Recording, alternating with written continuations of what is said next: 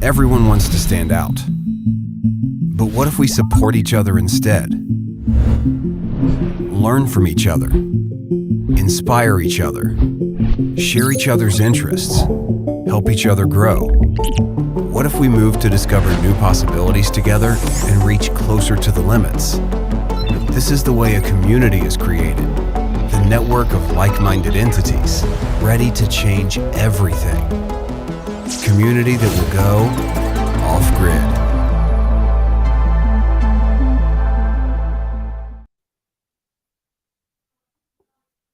Hello everyone, welcome. Thanks for tuning in from all over the world. I'm Sviatoslav, your host for today. And first, let's make this event a little more interactive. Could you guys drop your location in YouTube chat? It should be somewhere here or here, I don't know. It's always exciting to see where everyone is joining and us.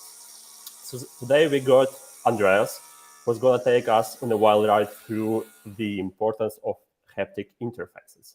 And if any questions pop up in your mind, don't hold back. Drop them as well in our YouTube chat, and I will try to get as many as I can in our Q&A at the end. So, all right, the stage is set. Let's make some magic. Over to you, Andreas. Hello. Nice to meet you all, even if it's digital. Thank you for joining. Today we're going to talk about the importance of haptic interfaces. And nowadays, and now that Apple introduced Vision Pro, I think it's much more relevant at this time to discuss about haptic interfaces, how they can be built, what needs to be considered. So I prepared a small presentation to go through together with you. So about me. My name is Andreas. I'm an experienced design manager.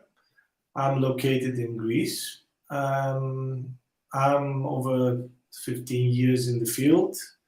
I'm on my PhD on user experience design with focus on AI and haptic interfaces. That's my thesis. And as I explained, I'm located in Greece. I work for EPAM Systems. EPAM is all over the world, so I'm taking care of the Balkans and mostly Greece. So let's talk about haptic feedback. Haptic interfaces involve the use of touch to provide feedback. There's two options. It's haptic interface and tactile interfaces. The one involves the use of touch to provide feedback or control to the user. And the other one is designed to provide direct physical contact between the user and the interface.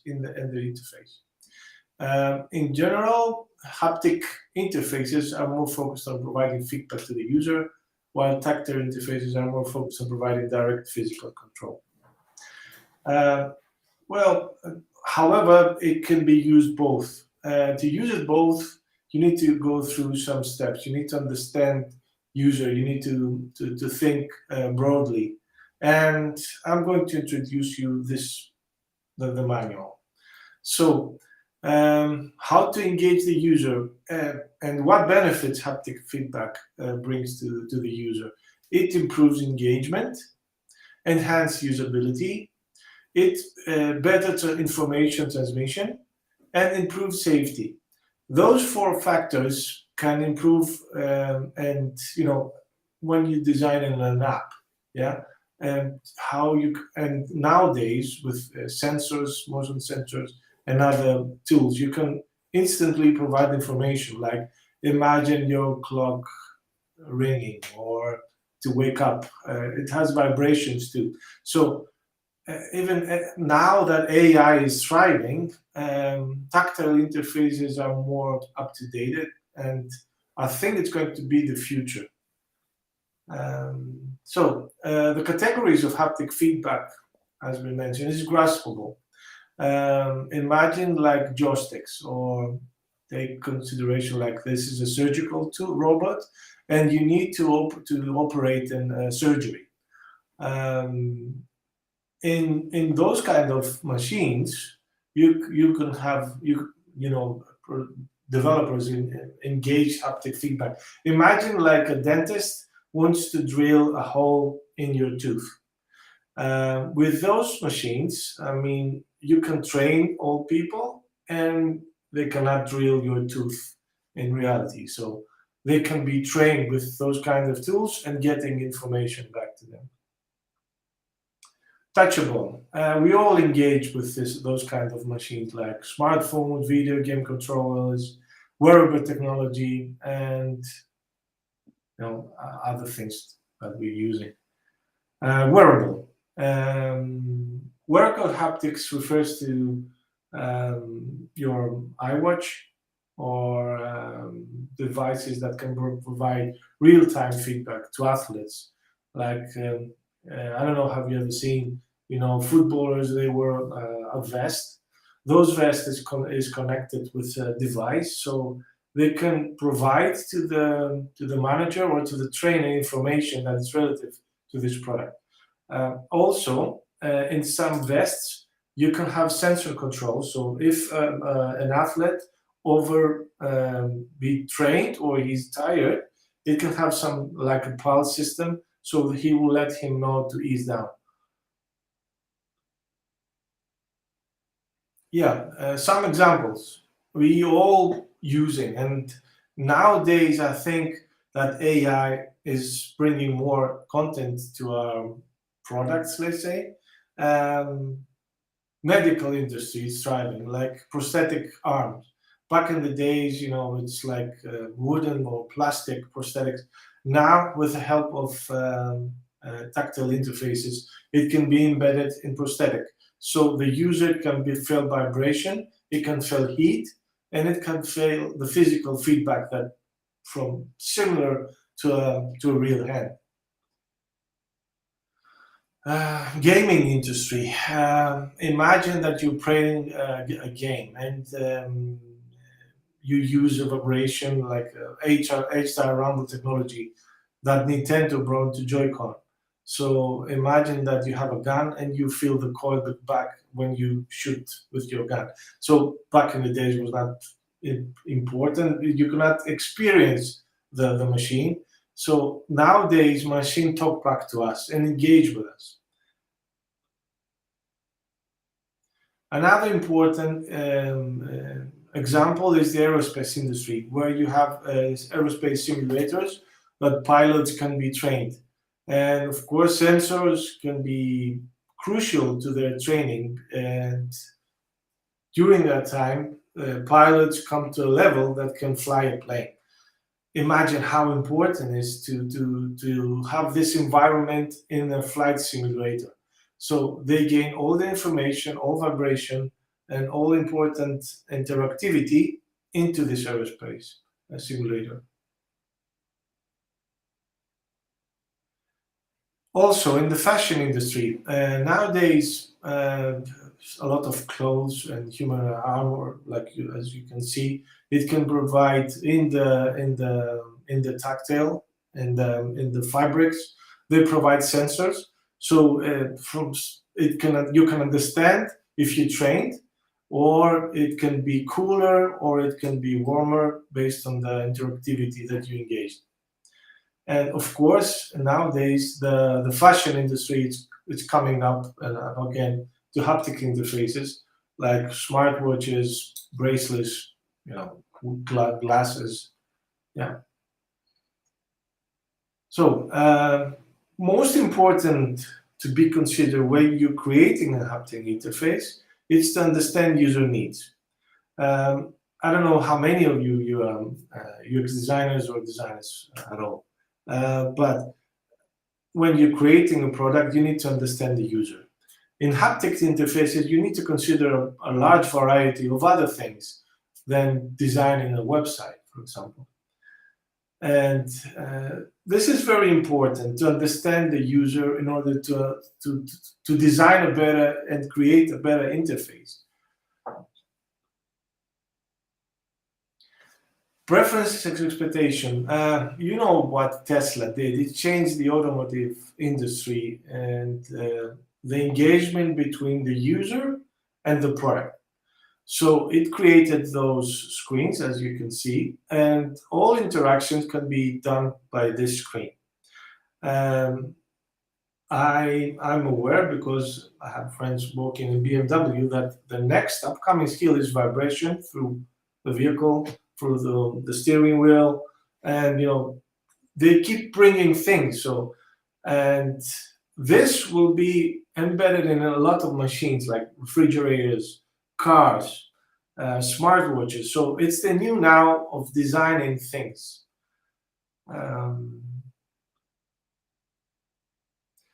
Abilities and limitations. When you're creating a product like this, you need to consider physical abilities and limitations.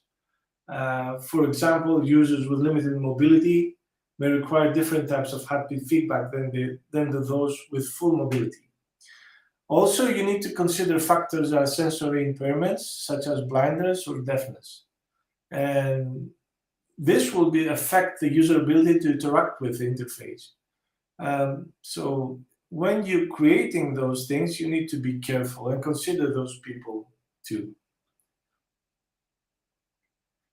Challenges in designing haptic feedback. It can be challenging to the complexity of the technology involved. And like, for example, creating realistic haptic feedback requires precise control over vibration, pressure, and temperature. You need to be careful, because if you override this interaction, you might lose a battery, or you might lose the focus of the user. So you need to consider that when you're creating this thing.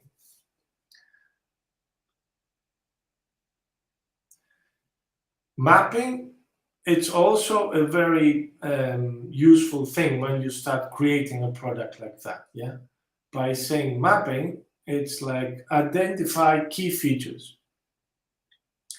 When you analyze user needs, you need to sit down with your team, or if you're working alone, and understand how the interface will look like. Yeah. Like small buttons, big buttons. Like, imagine you are designing an app for a smartwatch. You need to understand the spacing, and it's very different, but like designing an app or a website or a SaaS product. It's also important for designers to consider the overall user experience when identifying key features. This means individual features and consideration of how they work together to create a cohesive and intuitive interface. So designers should aim to create an interface that is easy to use, aesthetically pleasing, and meet the needs of the target audience. As I explained, interface requirements is a very big issue.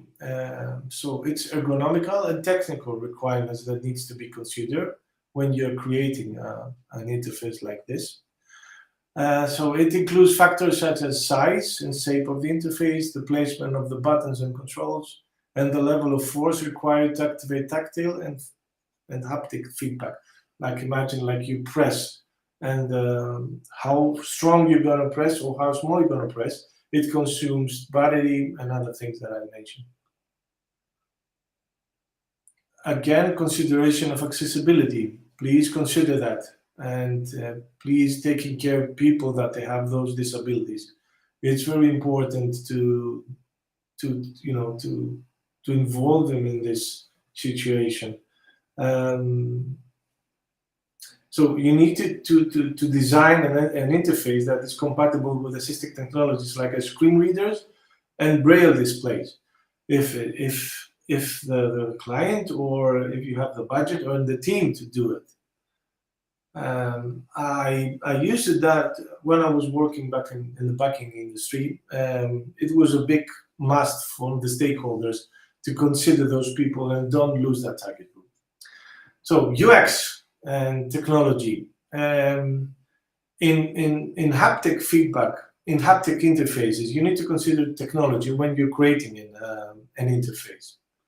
And by saying that, one important thing is the piezoelectric in UX.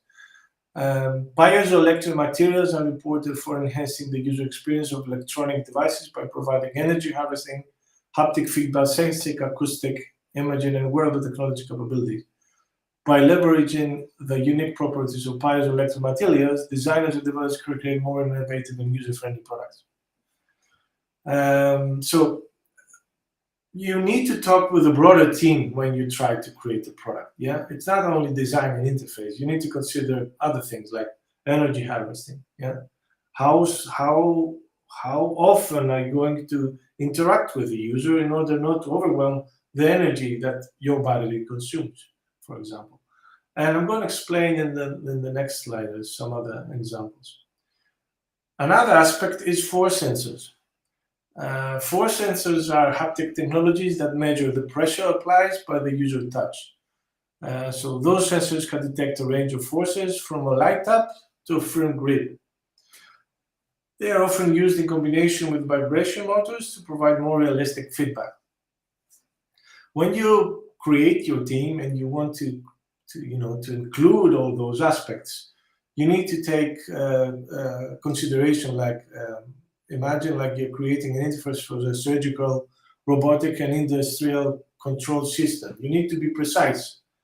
And imagine that one doctor from United States operates for a patient in India. It's very sensitive, those two factors. Another aspect, I don't know if you ever heard about it, it's AUX, auditory user experience. So what is this? In sound, you can have UX too. So the level of, or the creation of sound that is going to inform the user what's happening, it's very important. So like imagine that there's you have a smart house and someone intrudes in your house, yeah, and in your Apple on your Apple Watch, you get that signal. It cannot be a song, like it can be involve danger in your sound. So you can create a sound that intimates danger or success or failure. So based on and AUX, it's very important on the latest technology like Apple Vision Pro, and based on the interaction that we have with the University of Switzerland that was involved in those kind of products. AUX is going to thrive in the upcoming 10 years. I mean, people, designers, UX designers are going to be focused more on. It's going to broaden the people that they're going to be use AUX or get involved in design sound. So product design feedback. When you design the interface, it needs to have intuitive feedback. It's one aspect, yeah. You need to understand the user. The user should be able to clearly and easily interpret the feedback to understand what action they have taken or what action is required of them. Consistent feedback. Haptic feedback should be consistent throughout the interface. This helps the user to develop a mental model of the interface, which makes it easier to use and reduce cognitive load. Timely feedback. You need to be precise. You cannot and respond quickly to any engagement. Delayed or slow feedback can lead to confusion or frustration for the user. Meaningful feedback. So imagine that you created a banking app for every transaction to inform the user. That will overwhelm him. So you need to be careful about that, and of course, bodily life of the product, and also variable feedback. Haptic feedback can also vary to provide different levels of feedback for different actions. For example, a short vibration could indicate a successful action, while a longer vibration could indicate an error or a warning. Also, imagine including sound on this. Like a longer vibration, you need to be careful about the sound that is going to be included in the longer vibration, or an error or a warning. You need to consider those two factors, combine them. And sensor integration. Haptic feedback can be integrated with other sensor inputs such as visual or auditory feedback to create a more immersive and engaging user experience. Again, accessibility. Sorry for pointing that again and again, but mostly the devices that they have haptic feedback, usually most of them, are used from people with disabilities, and this is a whole aspect of how we're going to design those. I think we need to discover how to do it in the upcoming years, and I believe companies that will invest in this interfaces too. Let's come to the important thing: how you test a haptic feedback. Usually, when we're creating products, we go with interviews, surveys, or common ways of testing an interface. In haptic feedback, yes, it's user interviews. Of course, you need to speak with the people, you need to understand, and you need to map those insights. But you want more when you're creating a haptic feedback. One aspect is the biometric testing. Biometric testing involves measuring psychological responses such as heart rate and skin conductivity to assess users' emotional response to the haptic and tactile interface. Like imagine when Apple introduced the heartbeat app, so you can understand how many heartbeats you have. In order to test that, you need to run biometric testing in order to understand how the user interacts. And when we were working in the university about that, usually people that they get tested in biometric testing, like a heartbeat app, usually they get stressed. Also, the heartbeat increases when we are testing those users, so you cannot get accurate insights on that. In order to be accurate, you need to consider more testing, like conduct ethnographic research, like test the product in the environment that the user, in their natural environment, such as their home or workspace. You can understand more because users are more comfortable using that product. Like in the image, you can see people using a goggle. Imagine that you put him in an environment. You cannot get precise insights, but when they're in their work or in workplace or in their home, you can get much more accurate insight.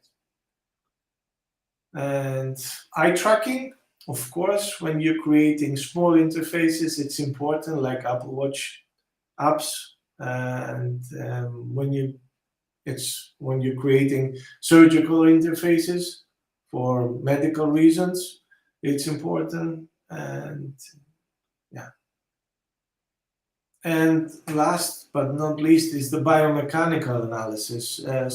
When you're creating haptic interfaces, you need to understand, and this method can help you understand the physical demands of using the interface, identify ergonomic issues that may lead to discomfort or an injury, and optimize the interface's design for user comfort and safety.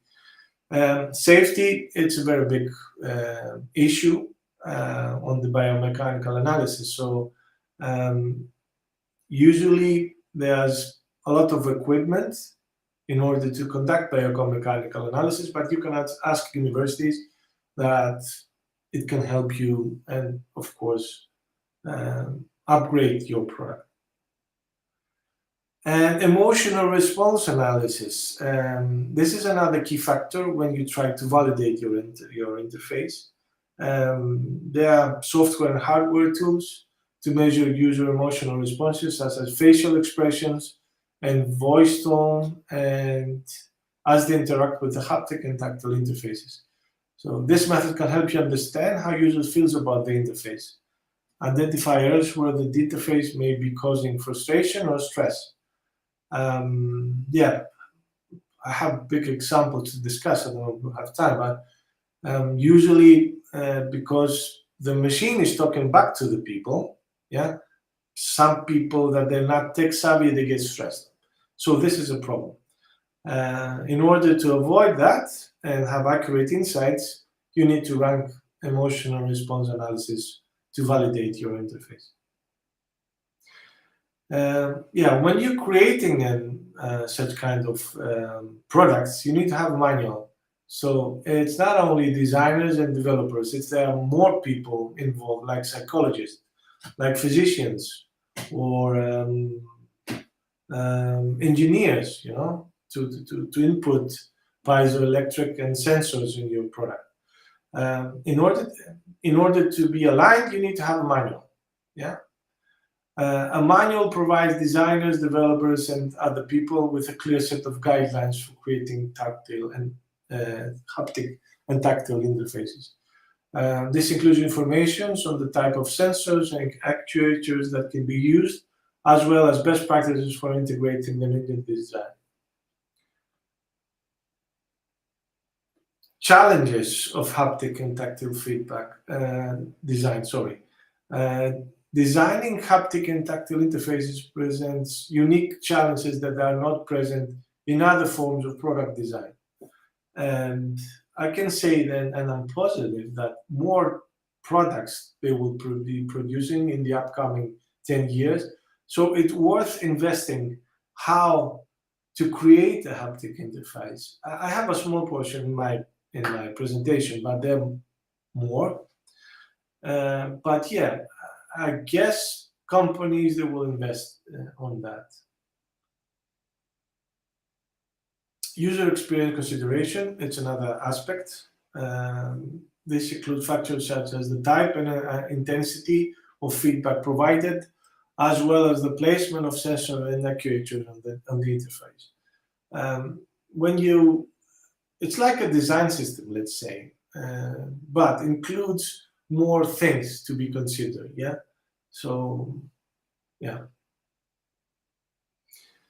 Testing and iteration, this needs to be considered, and the examples that I've shown you before. And let's talk about the future, and feel free to drop any question you like. I believe UX will change in the upcoming years. And I guess you all see Apple Vision Pro. That will change the way we create products. And back in the days, it was glass morphomic, but now it's spatial design. So I think the trends will change. So we have to change. And we need to engage more with the user. We need to understand more the user. And we need to include other aspects. And we need to consider more sophisticated interactions between the user. How that can be done, I think research will be the answer. And I think it will change a lot, like cars, or the way we work, the way we engage, the way we live. And also artificial intelligence will be our ally, not our enemy in this new step, let's say. And I guess that's all. Wishing you all good vibrations. Wow, yeah, huge thanks to you, Andreas, for the presentation. I know about the rest, but my mind is buzzing with ideas and insights. And yeah, if you have any questions, don't forget to drop them in the chat. I will read them. But I would like to start with, I will take a chance to start with my question. What are some common mistakes to avoid when designing haptic interface? It's first we need to consider the size. Secondly, as I explained, it's the people with disorders like eye disorders or other things. This is very important because and other thing, it's the harvesting of battery. Like you need to consider how much you're going to interact with the users. And when I was in Switzerland, we created a product like this for hotels. So every time you come into a room, you engage with your watch or with the screen. So the AUX, the UX of sound that they produce, scared the people that they got into the room. So you need to consider a lot of aspects, to be honest. Some of them I've introduced, but yeah, it depends. You need to conduct good research before you create something. Okay, yeah, thanks for your answer. I see the question in the chat, so let me read it. Are there any specific tools or software you recommend for developing tactile interfaces? Yeah, mostly on testing. One is iQuant. It can help you create. I've used it together when I was working in Lloyd's Bank. We were using iQuant before 5 or 6 years, no, 7 years. iQuant is a tool that collects data and includes it uses data machine learning. And when you want to create something, you immediately get responses. What else? Yeah, I don't know the tools that we use in university, but I can come back if you want. Just ping me your email. I will send you more. Okay. Yeah, and you already mentioned that user feedback is crucial, but how can we make sure that this haptic feedback doesn't become overwhelming or even annoying to the user? So Yeah, very good question. That's the major problem you have when you're creating a haptic feedback. It was a big discussion back in the day. What is an alert and what is a notification? So when you're creating something, you need to divide those two aspects. Alert is very important thing that needs to alert someone that something is happening, yeah? And information can be like something is going on in the background. So you not need to consider AUX in this information. So I guess my suggestion will be an alert, have AUX. Information will not have EUX in order not to overwhelm the user. And also vibration is another aspect. You need to be careful about that, how often you're going to inform the user that something is happening. Mostly user research, again, show you the way. Yeah, okay, cool. We have another question in our chat from Alex. So I'm working on the medication reminder app for my portfolio and thinking to add haptics for time, quantity of pill selection, etc. Is there a point to do that if it won't be used? Yeah, very good question. I've done a similar app too. It's and run all the roadmap. Yeah, it's very. I mean, you need to consider the target group, how old they are. Yeah, and what devices they are using. If it's an app or a smartwatch, or it's only by the iPhone or whatever phone they use, you need to remind them. Yeah, how often? It depends on the onboarding. Like you need to onboard the user what he wants to do, when he wants to do it, like taking a pill every 6 hours. When they're not getting a pill, you need to remind them. Yeah. And you need to consider the time between the deadline and the next step, the next pillar. So when you're doing that, you need to consider AUX, how you're going to inform the user to take the pill, for example. Yeah. You can create the sound, you can use some mental models that AUX is using, but be careful about those considerations. And of course, it can be used. We cannot hear you. I'm sorry, yeah, we have a follow-up question from Alex. And how to test this feature if you don't have a real app for people to use and give a feedback? And if it's possible at all. I cannot understand the question. How to test this feature? Yes, about the previous one, about haptic feedback for pill selection. I guess you're on the design stage. You didn't create the app and you want to test it, correct? Yeah, probably that's was the question about. Yeah. XD has a simulator of what you're explaining, and you can put sound on it, so you can create a prototype with these features. Another is Prototype.io that has sensors in order to create the prototype. So you can have a prototype using haptic feedback. You cannot have an end product, if I understood correct. Yeah, and Prototype is a great example. It could be used on a vast variety of different devices as well. Yeah, correct. So create your prototype, embed haptic, and then use it. Yeah, cool. Thanks for your answer. We have another question from Lisa.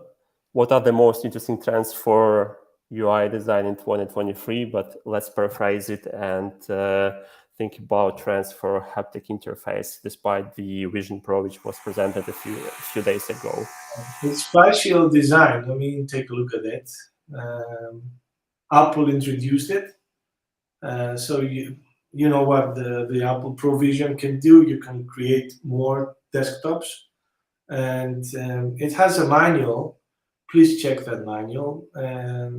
Spatial is like glass morphomic. It's like when you remember that we were designing interfaces that look like glass, but now they transferred to spatial, so it's now back in action. And I think it's going to be a big trend for 2023 and the upcoming years. Yeah. And maybe the last question from my side. So if someone is looking to have a better specialization in haptic interfaces, so where to start, or maybe what advice do you have for this person, just like to increase the knowledge on this topic, or at least where to start?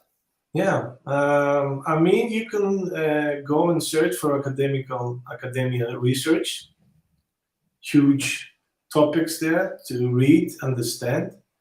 With Scholar AI and ChatGPT 4, you don't have to read all that that research or that PDF that it's like 1,000 pages. With Scholar AI, you can short it down and get the knowledge that you're seeking. Yeah, that's my tool of getting knowledge, to be honest. Other thing is like books. Yeah, because we don't have the possibility, like designers, to be engaged in products that they are using to design haptic interface. Yeah. In my lifetime career, 70 years, 18 years, I created 2 products. One was in smartwatch and one was a surgical interface. So, but I think that will upcome. I think more people, more companies, they will want this one. Sports, medical, fashion. I think it's upcoming. Cool. All right, so it seems that was the last question for today. And yeah, I believe we can wrap up our event. So thanks everyone for those fantastic questions. Thank you, Andreas, for your insightful answers. So don't forget to join our social networks. We'll post more about the future event, and take care and see you all soon. Bye-bye. Thanks, Andreas, again. Bye. Thank you again. Bye.